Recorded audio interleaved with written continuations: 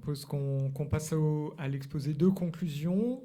Donc là, pour faire une mauvaise transition, je veux dire, j'espère que vous avez un peu de Chrome 3 avec vous pour gérer la glycémie, ou pas trop plutôt pour éviter de trop la réguler.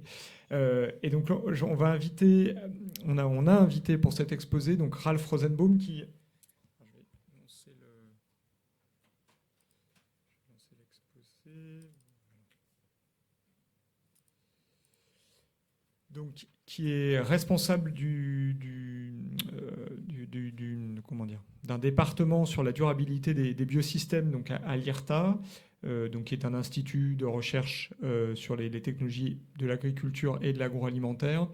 Et ce pourquoi on a fait venir Ralph, il se trouve qu'on commence à collaborer avec lui et via Henri Lavadi qui a fait la remarque sur les pesticides tout à l'heure, autour de l'ACV et du module USTOX. En fait, Ralph fait partie des spécialistes internationaux qui font partie de l'équipe de développement de ce module-là, qui est le module consensuel à l'échelle internationale pour l'évaluation de la toxicologie humaine et de l'écotoxicologie liée à la contamination de l'environnement. Voilà. Donc on a vraiment quelqu'un qui est parfaitement concerné par la problématique.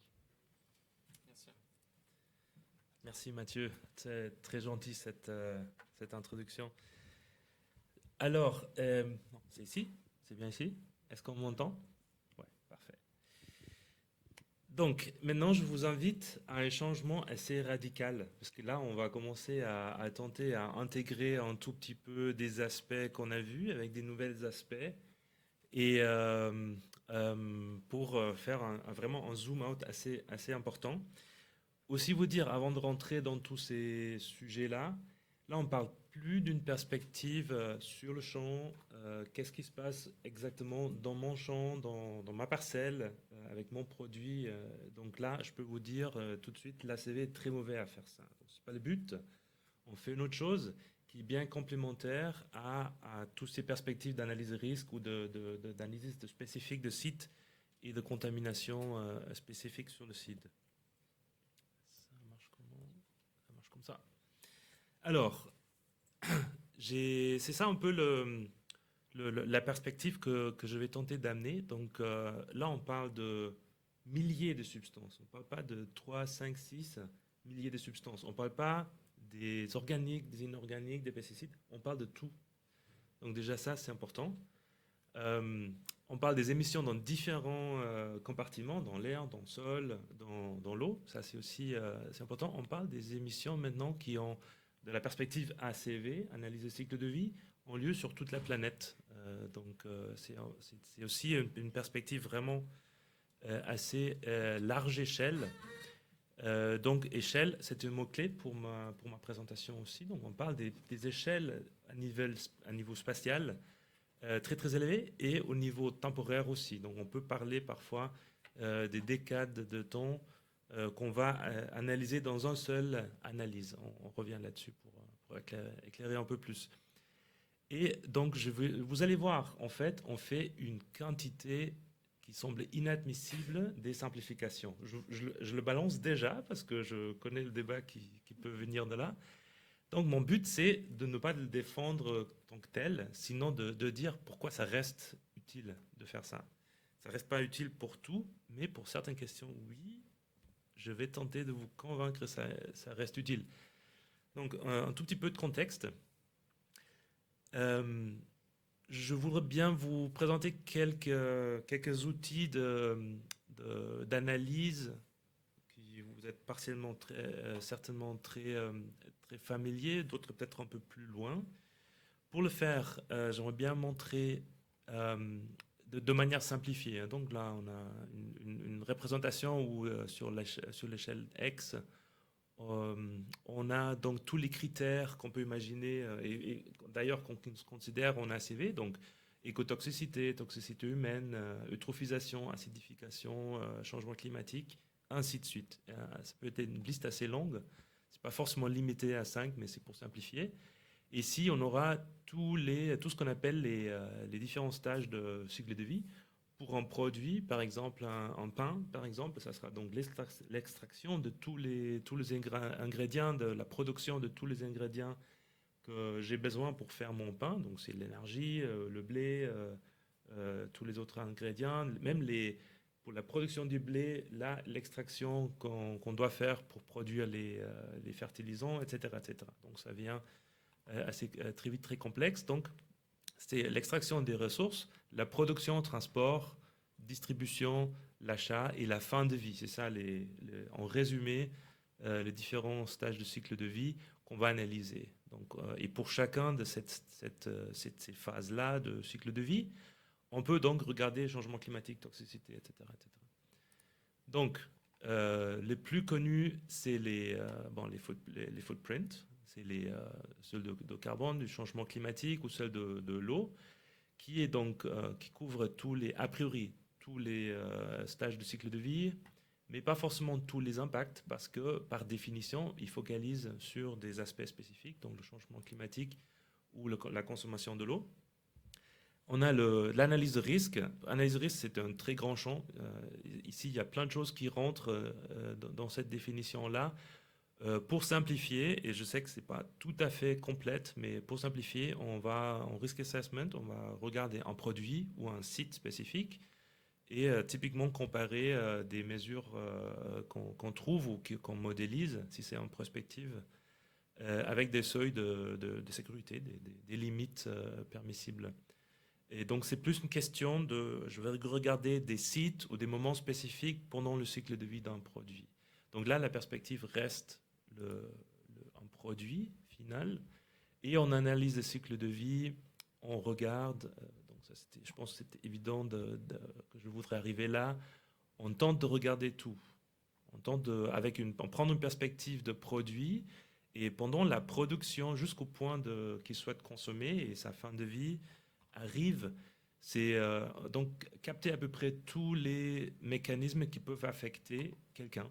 Donc on ne pose même pas la question qui c'est, donc ça peut être la population impliquée dans la production, les consommateurs en même temps et tous les autres intervenants qui peuvent être assez nombreux dans un cycle de vie d'un produit. Donc mais c'est très important de tenir ça dans tête quand on parle de ça.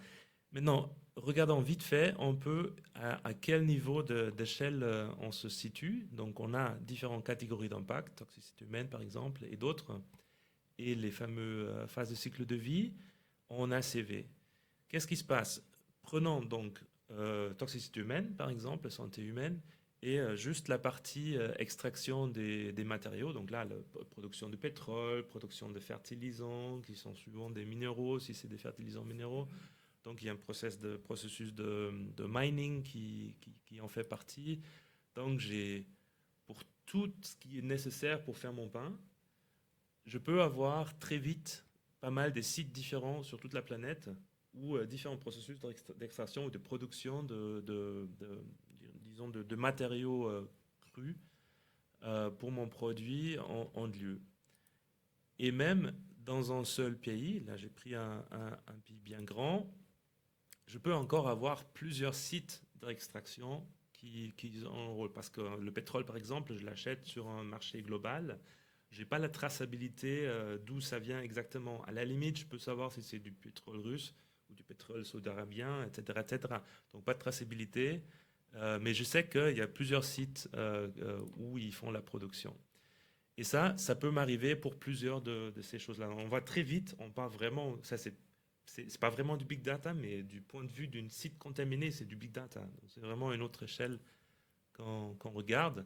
Et ça, c'est applicable en fait pour tout. Donc, je peux avoir toute la partie productive, je peux encore tracer relativement bien, ça devient de plus en plus flou.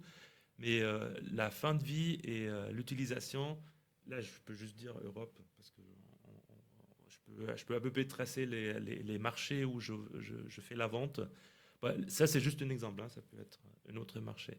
Donc, je dois modéliser ça en fonction de toute cette échelle que je dois regarder.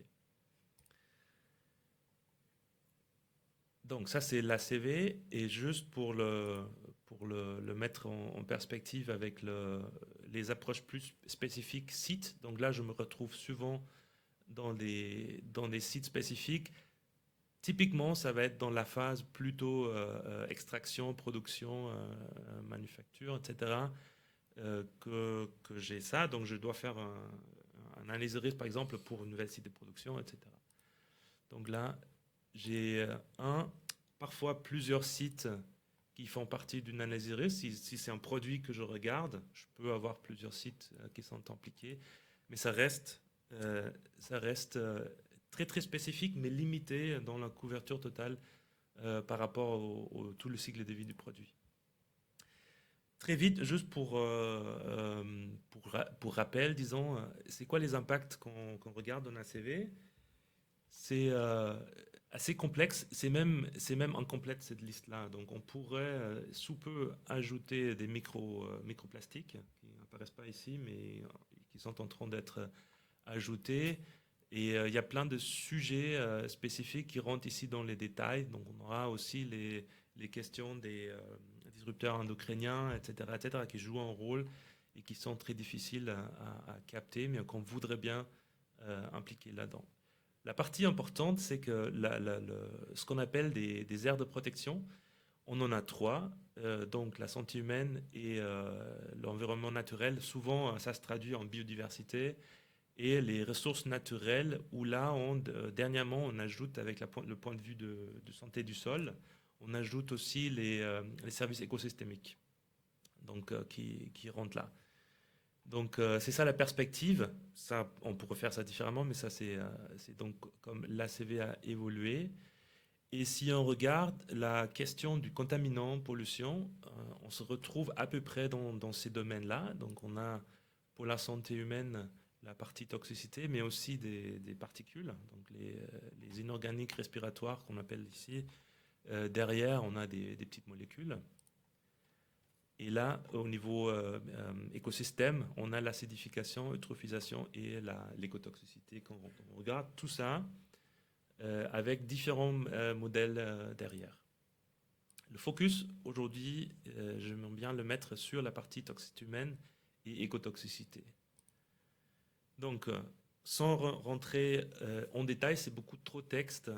Juste pour dire, c'est quoi les contraintes dans lesquelles on se retrouve si on travaille à cette échelle large. Donc, on a des grandes quantités de substances. Un ACV tout moyen, tout simple, en fait, on peut tout de suite trouver plusieurs cinquantaines de polluants émis partout pendant le cycle de vie du produit.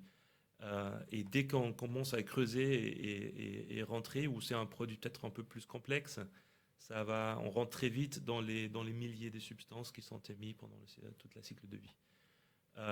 Problème, c'est qu'actuellement, et ça c'est une question de disponibilité des données, surtout des données de toxicité, sur le devenir, donc le fate, etc., on a un peu plus de données, mais la partie limitante, c'est la toxicité. On arrive à couvrir à peu près 6 000, 7 000, 8 000 substances. On devrait pouvoir couvrir 200 000 à peu près, parce que ça, c'est un peu la quantité des substances de relevance industrielle. Ça veut dire des substances qui sont importées ou produites en grand volume, qui donc apparaissent dans les grands registres de l'Union européenne pour des substances.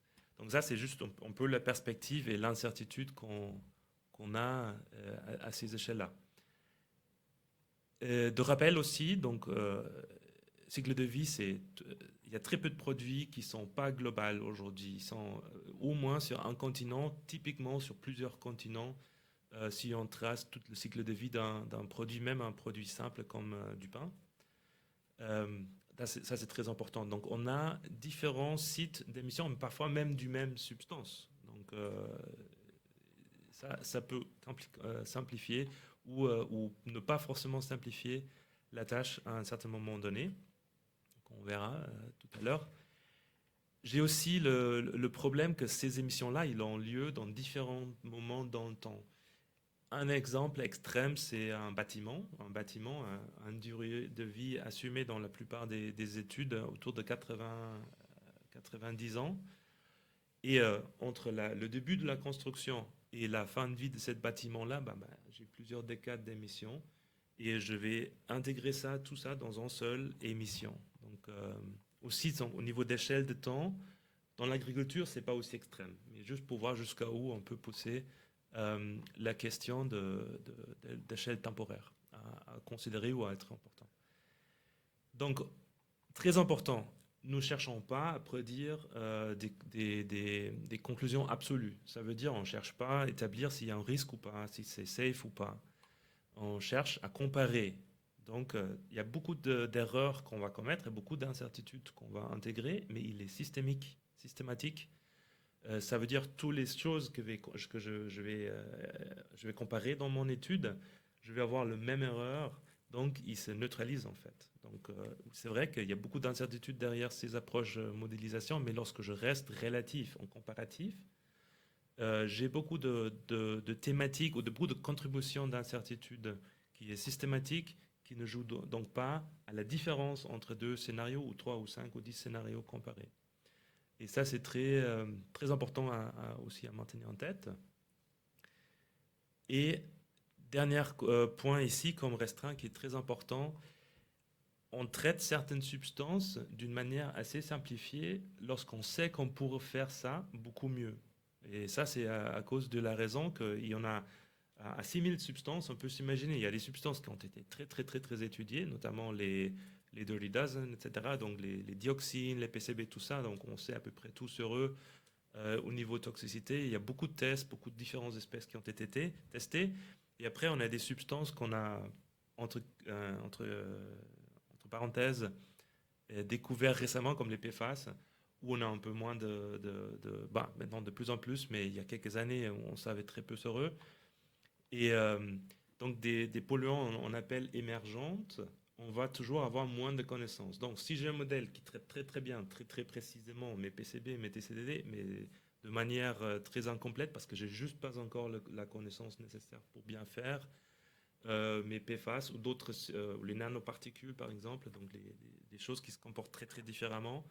J'introduis un bias, donc les substances bien testées sur dizaines, vingtaines, trentaines de substances.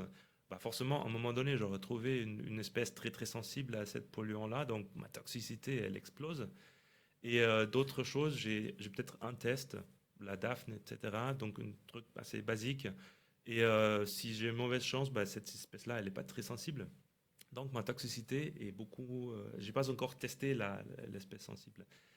Donc, si je voudrais représenter tout un écosystème, j'ai le problème d'introduire les biais des connaissances. Et ça, c'est quelque chose, c'est vraiment notre ennemi.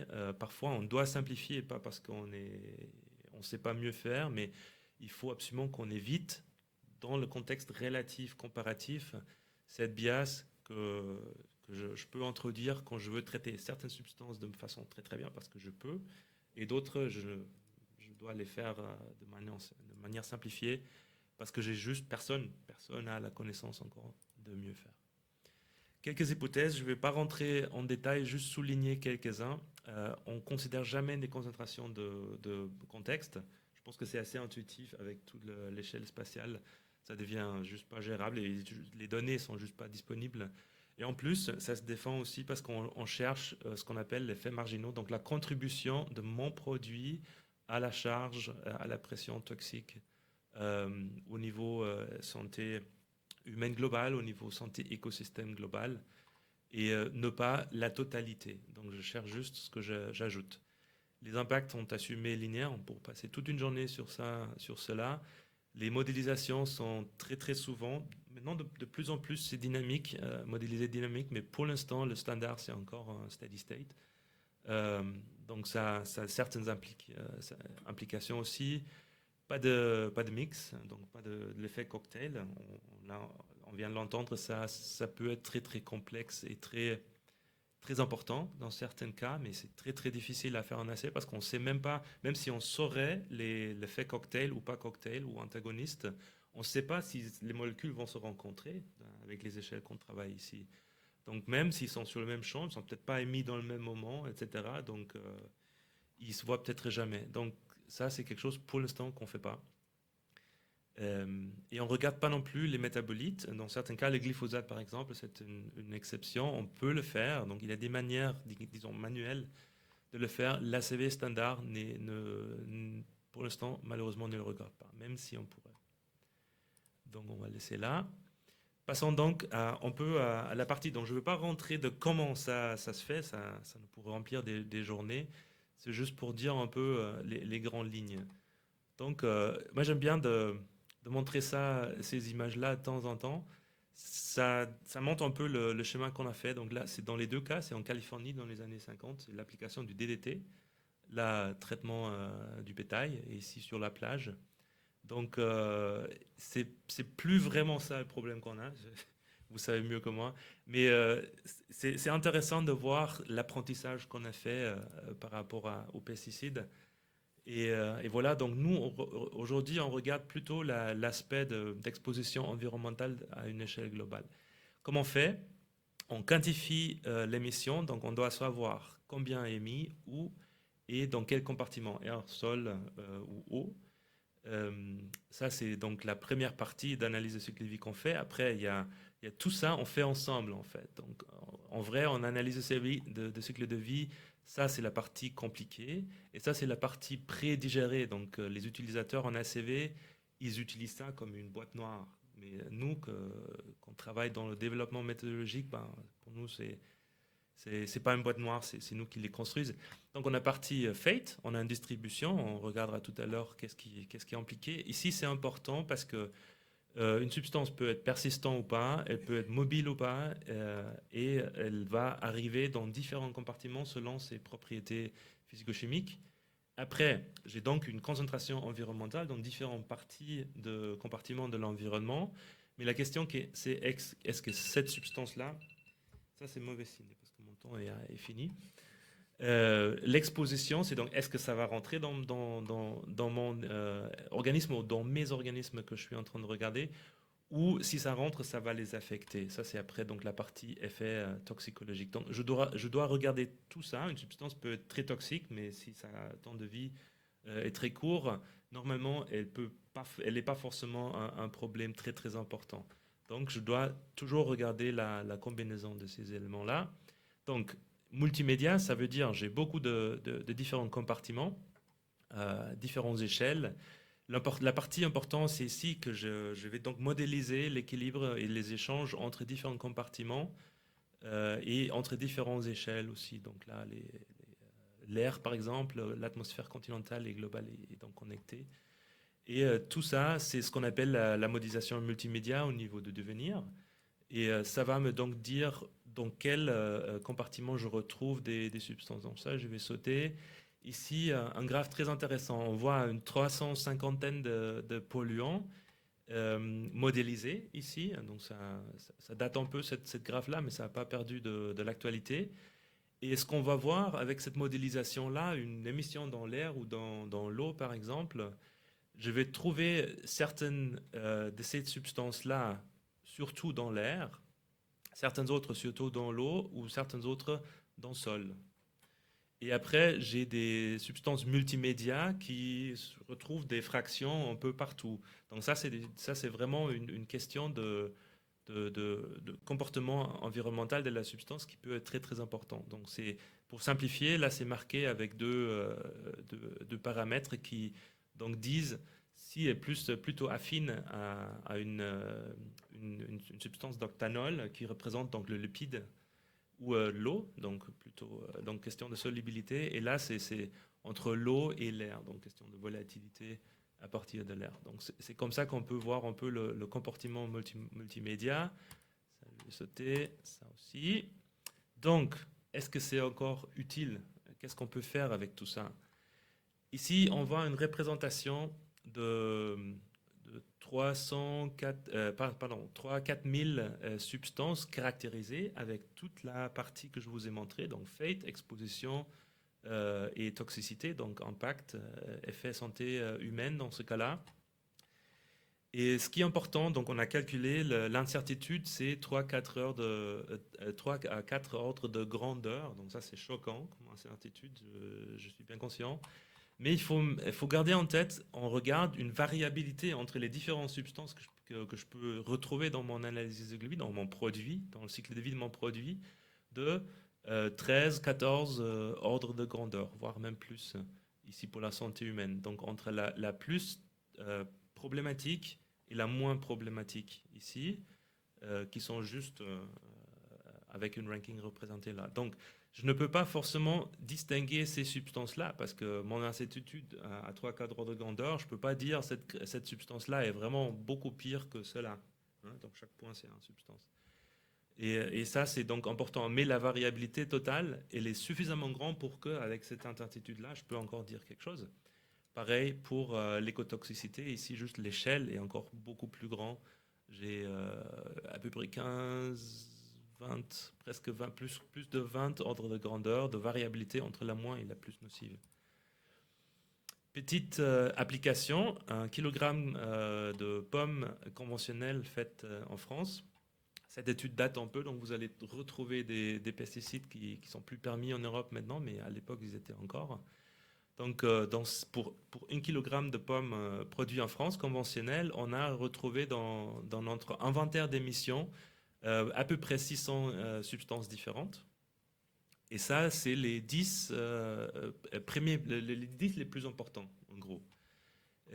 Donc, on trouve un peu tout. Et si on trouve la contribution à mon score de toxicité, donc le numéro total que je calcule à la fin, qui, je vois ici, baisse très très vite. Hein. Donc là, je suis à 80% et là, je suis déjà sur la place 10, 9, 8.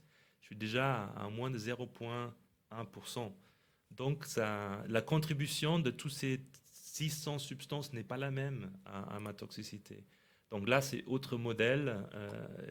On peut l'ignorer pour cette présentation-là. Donc, si on passe même à les premières 20, 21 substances, donc on va très vite, peu importe quel modèle on utilise, Ustox ou un autre, on retrouve à peu près les mêmes substances. Pas forcément dans la même position, mais si nous rappelons qu'on parle de 3-4 ordres de grandeur d'incertitude, je ne peux plus dire zinc est vraiment le pire et cadmium non, parce qu'ils sont dans le même ordre de grandeur encore. Par contre, entre le zinc et le benzoapyrène, ou ici en bas l'amitrol, etc., ça commence déjà un peu plus clair que le zinc, le carbaryl, etc., sont importants. Alors ici, on voit quelque chose de choquant.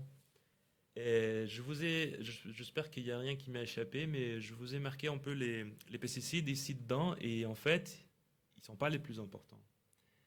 Il y a quelques pesticides qui apparaissent assez haut, quelques-uns ils sont plus sur le marché, en tout cas pas le marché européen.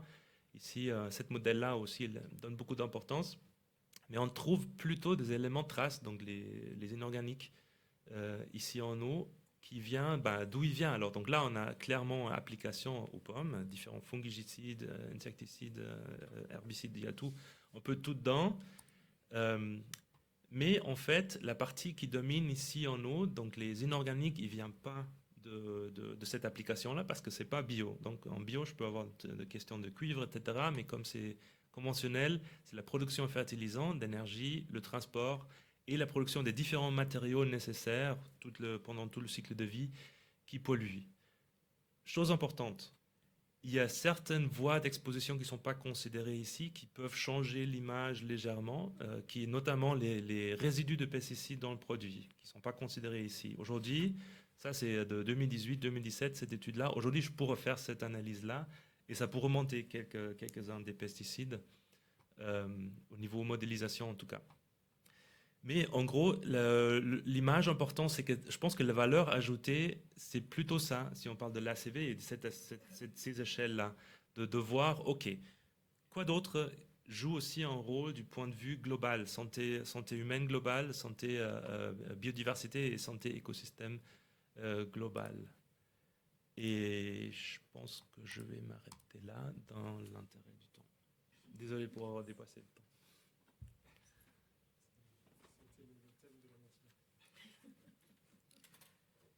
Merci beaucoup, Ralph.